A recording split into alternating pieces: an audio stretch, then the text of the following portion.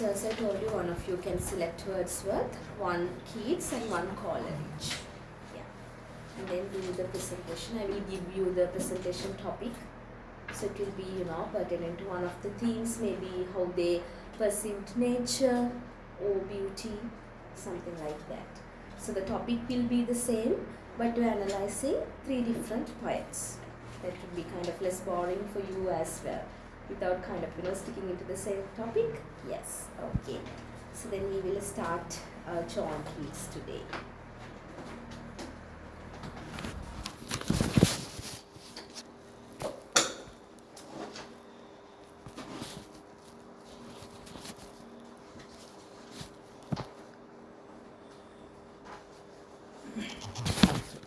So John Keats was kind of, far behind Wordsworth and Coleridge, because can you remember we discussed they were like the pioneers, the major key figures of the movement, and Keats was kind of much behind that.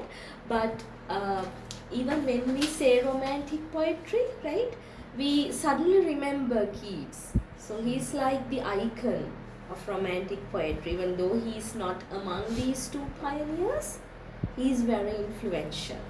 Yeah. So like one of the most prominent poets of the movement. The whole movement was kind of, defined by him. And also you can see going by these, years, 95 to 21. So kind of a very short lifespan. He was just in his 20s, in his prime of his life, right? He had to die, prime of his youth. I think I told you that he got tuberculosis, right? There were like no much medication back then, right? The health system was not very proper, so because of that, yeah, he had to die. So despite the brevity or the shortness of his life, you can see how his poetry influenced literature, specifically through his odes. So what do we mean by an ode, reference?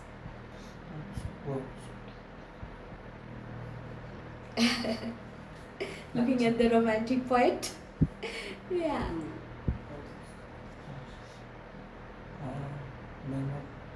A lyrical poem, right? Not just a poem, but it has this lyrical quality, lyrical poem.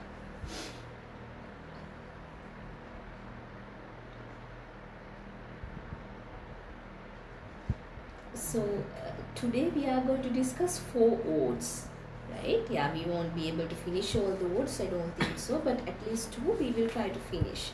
So all his odes, and also it's not like that he only wrote odes, there are other poems as well, but when we consider Keatsian poetry, odes are the most famous ones. And also not only him, but the others also wrote odes, and still you can write odes, right, in a kind of a modern manner, or you can use all these old structures and write odes, right? Yeah. So they kind of encapsulate, which means encapsulate means sums up, right? Yeah, sums up his aesthetic philosophy. So they were very much bent on aestheticism, this romantic movement, yeah, talking about aesthetic expression. And it's not like that people always thought that philosophy is something very deep. It is not very much related to aesthetics. But these people kind of like broke that norm, because philosophy inherently was aesthetic. So that was something very important, aesthetic philosophy. And also deep appreciation of beauty. So beauty as in beauty of everything, can be beauty of nature, beauty of life, and it in a way appears kind of paradoxical, because he was someone who could not experience the beauty of life, right? Yeah, even when he was strong in his youth, right, he had to be weak because of his sickness. So that idea is also there. And then contemplation on transience. Transience means? Yes, exactly. Impermanence. Yes, impermanence of life. And he had to experience it anyway, right? The impermanence, yes. And also eternity. Now you can see the contrast. Impermanence, transience on one hand, but eternity on the other hand. Right? Yeah. It's like, that even though life is impermanent, when you are a poet, right, you can be kind of, eternal. Even Keats, with Keats that happened. Still he is alive, even though he had to die at such a young age. Yes.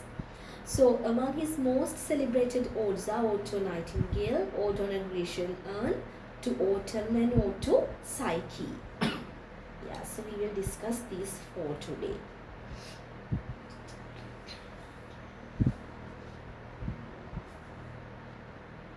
And the one who's going to do the presentation on John Keats will have to look at all these 4 odes. So there are some common themes in his poetry. So these themes are common to all these odes, right? Yeah, so we will first go through the major themes, then it is easier for you when we kind of do this line by line analysis, you can locate the themes. Yeah, the first one is transience and mortality, right? Not morality, mortality. Yeah, so they kind of look alike, right? Mortality means? Yeah, the state of being mortal. Yeah, that means one day you will die, right? Mortality, as in the opposite word of immortality. Yeah, mortality. Transience and mortality is there. So the impermanence of life, changeability of life. So you can refer to a concept like anitya, right? Anicca. You can refer to such a concept. How can you say? I think Dr. Varma's PhD is related to Keats and Buddhist philosophy. Yeah, something like that. So Keats' poetry frequently grapples with the fleeting nature of life and beauty. So fleeting means changing. Very good. Yes, changing nature of life and beauty. So life is also, open to change. So as the beauty, both life and beauty, fleeting nature of life and beauty. So it is almost like he grapples with it. It's like he's fighting with it. He's trying to get this understanding. It is so difficult, but he's well aware of this fleeting nature. So he reflects on the impermanence of human existence, contrasting it with the enduring quality of art and nature. So here you can see human nature as opposed to art and nature. So art and nature is something immortal. Yeah. Yeah, nature would be immortal, but human life is mortal. Yeah, we are kind of, destined to die. We would die one day, definitely, right? Yeah. So this theme is specifically evident in Ode to Nightingale and also this Grecian Urn, where he explores the limitations of human life, the restrictions of human life, right? So there are certain unreachable things that we cannot reach during this lifetime, right? Even if we consider in a Buddhist perspective, nirvana is something that we always, try to place as unreachable, right? When it comes to lay people specifically, we always think that it is something that you are going to achieve one day, right? Not in this birth. When the Maitri Bodhisattva is born, right, we will achieve that. Not in this lifetime. Yeah, it's like, I once wrote this poem as well, that we are postponing nirvana, right? So we are kind of, trained to think like that. Not something achievable in this birth. So likewise, you can see that the limitations of human life, again, that happens because our human life is limited, right? The years that we have on this earth, right, we do not know about our lifespan. It is not much anyway, the brevity of human life. And you can see someone like Keats, who was, he was ready to die because there was this impending death. Death was always pending at his doorstep. He could die at any moment. So he knew. Because of that, he could write this in kind of, with first-hand experience, with a reference to his own life, right? Yeah. And yes, so here you can see how man versus nature is identified as well. And then beauty and aestheticism. It is like one central major defining feature in his poetry, beauty and aestheticism, because he believed in the supremacy of beauty. So he used to see beauty in everything. Can be a flower, and here when you read this poem Ode to a Nightingale, you would see nightingale just a mere bird, right? But he kind of writes a poem about the beauty of this bird, physical beauty, and also the auditory beauty, the song, everything, the musical tone. Yes. So in his Ode on a Grecian urn, he says, beauty is truth, truth beauty. So this is like one of the most famous Keatsian quotations, which is quoted like over thousands of times by different people. Beauty is truth and truth is beauty. And also once he says, truth of a beauty is joy forever. So he always kind of associates beauty with joy, and suggesting that aesthetic experience holds intrinsic. Intrinsic means reference. Intrinsic. It's like something coming out of you naturally. It is essentially there inside you. It is very natural, because philosophy is always identified as something not natural, that something that you should achieve, that something that you should think and kind of comprehend. But here he says philosophy is inside you. It is something aesthetic. It is inside you.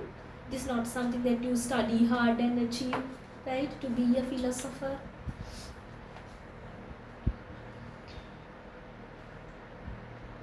Because we need to remember this was the time of rationality, scientific reason. So philosophy was also looked at in such a manner, reasoning out. But here he says aesthetic experience is something with an intrinsic philosophical and existential value. Existential means related to existence. Yeah. Living state. That means it is something very realistic, something that you can confront or encounter in your day-to-day life, not something far from you, not something unreachable.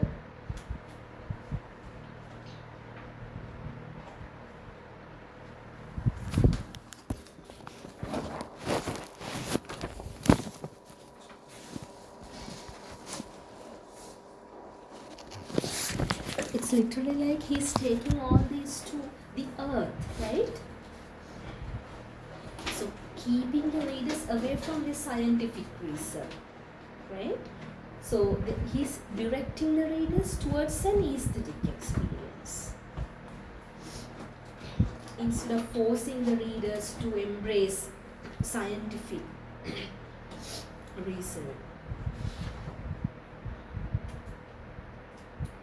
So his poetry revels in rich sensual descriptions. So this poetry is like very sensuous and sensual, pertaining to senses, talking about the five senses, right? Throughout all these poems, you would find sensual imagery.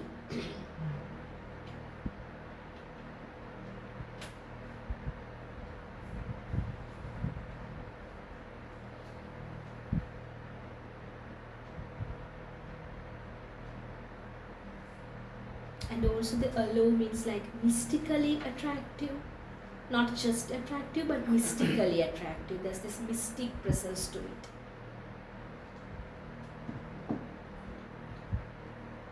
A natural world and artistic creation.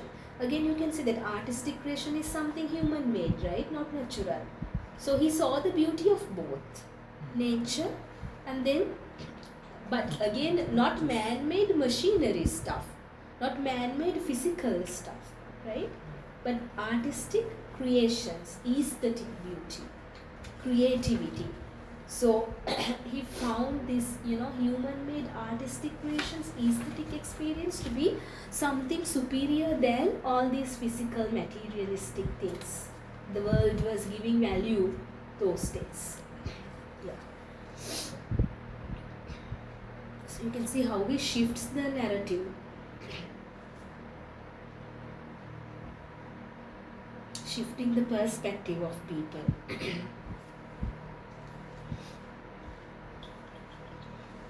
And then you have imagination and escapism.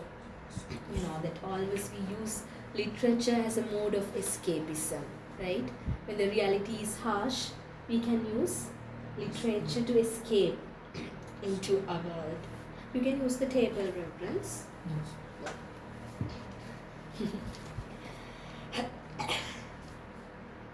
If this is uncomfortable for you, we can move to the boardroom as well. Okay. So he uses poetry as a means to escape the harsh realities of life, because in a way that you can see it is very, in a way sad, because his reality was kind of, gruesome. His reality was not something pleasant for him because of his sickness. He knows that there is this impending death, impending danger, that in any moment his life would come to an end. He knows that. So with that reality, he used his poetry as a mode of escapism, to escape from his real condition, his present state. So in Ode to a Nightingale, you see how he longs to transcend or go beyond human suffering and join the nightingale in its eternal song. So this is just merely a song by a nightingale, but he sees this eternal beauty in it. And in Ode to Psyche, he imagines a sanctuary. What is a sanctuary, reverence? A sanctuary. Kind of a place which is safe from danger. Kind of like a refuge. Yeah. It's like a safe haven, not heaven, but this is what heaven, right? Safe haven. Even there's a novel called Safe Haven. Yes, Reverend. Like that. Like a sanctuary. Like a refuge. Yes. So there's this idea of sanctuary in most of his poems, because he primarily used his poetry as a mode of escapism. And in Ode to Psyche, you see this neglected goddess, right? What do you think is the symbol here? What is it symbolic of? Neglected goddess. There is a goddess. Goddess is usually symbolic of, spirituality, can be of religion, and when it is neglected,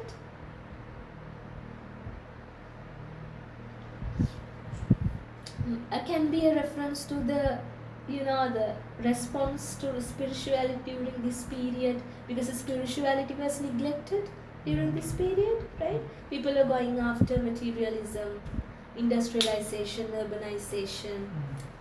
So spirituality was neglected.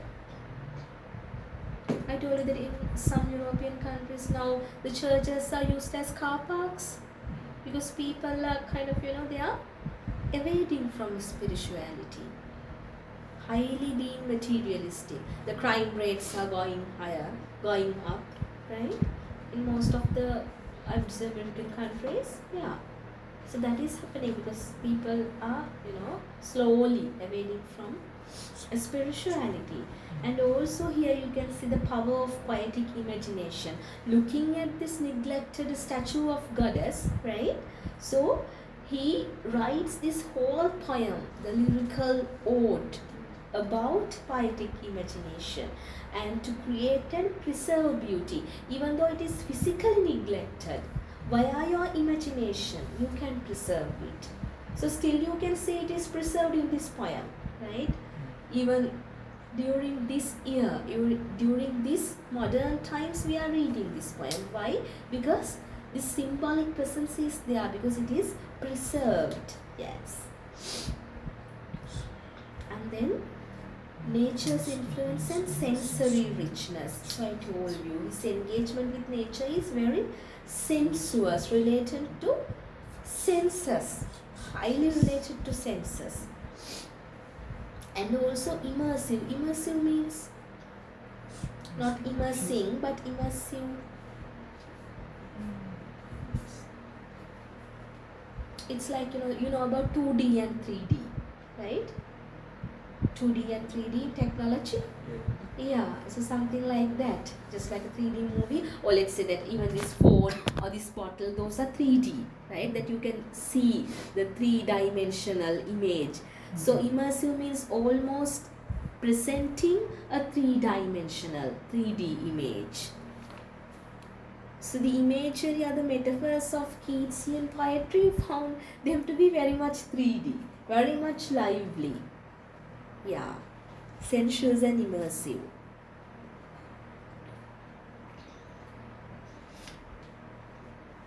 Into autumn you can see this. So some people identify this as ode to autumn, but it is mostly famous without the word ode, just as to autumn, this poem.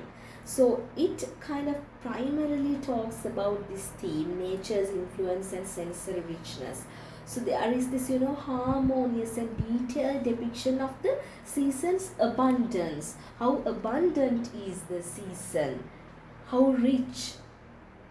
So how much sources are there? Again, you can see that this was a time people were slowly going away from agriculture in pursuit of industrialization and urbanization. So there's that criticism as well. So he's kind of picturing this agricultural, pastoral landscape with such beauty, then that landscape is identified as something higher, right? Something very positive.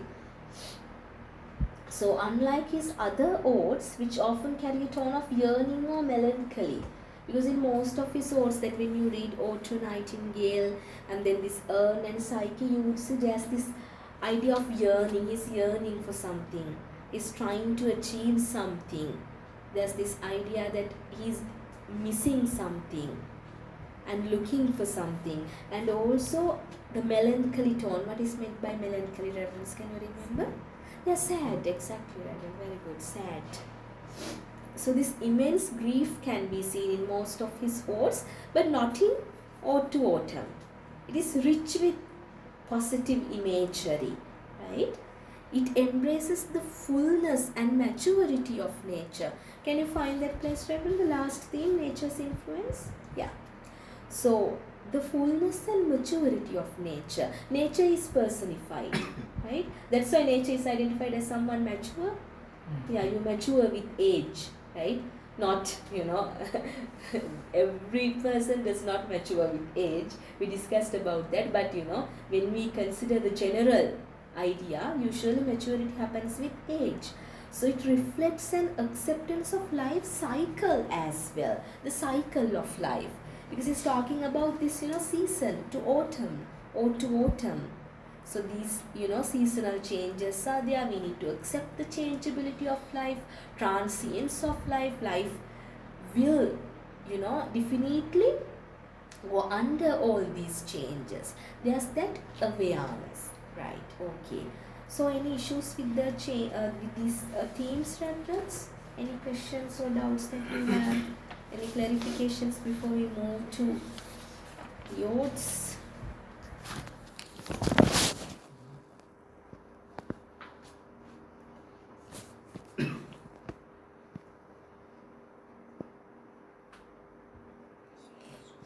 These are like common themes for all the four odes.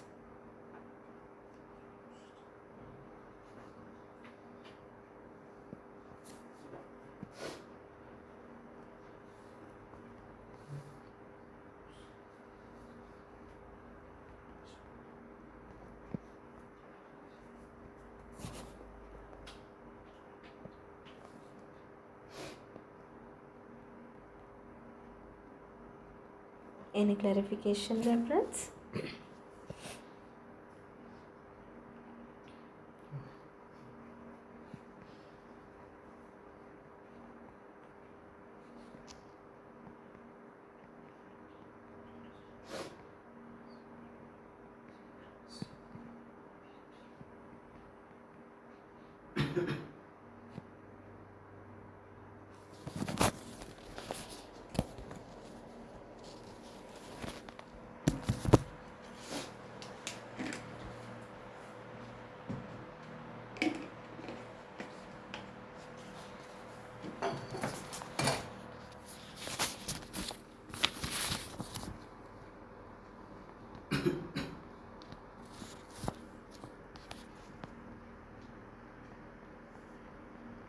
Can we move to the Ode to Nightingale then?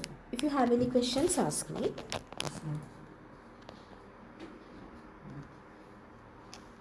No questions. Okay. Then we will move to Ode to a Nightingale. Okay. So this is written in May 1819. So here, how many years before his death, Reverence? 3 years. Just 3 years, right? So here it's like he was almost on his deathbed, not literally on his deathbed, but he was very close to death. He knew that he would die, right? So there's this awareness in this poem as well. So here this specifically talks about themes of transience, impermanence, mortality. So here, don't get this word confused with morality, right? Yeah, mortality. That the life would end at any moment, as opposed to immortality. And the power of poetic imagination. Because he was almost bedridden, you can say that he escaped to a world of beauty via his imagination. Because he was most of the time immobile, right? Yeah. So he contrasts the eternal beauty of the nightingale songs with ephemeral nature of human life. So ephemeral means it's like lasting for a very short time. Yeah, the brevity of human life, short time.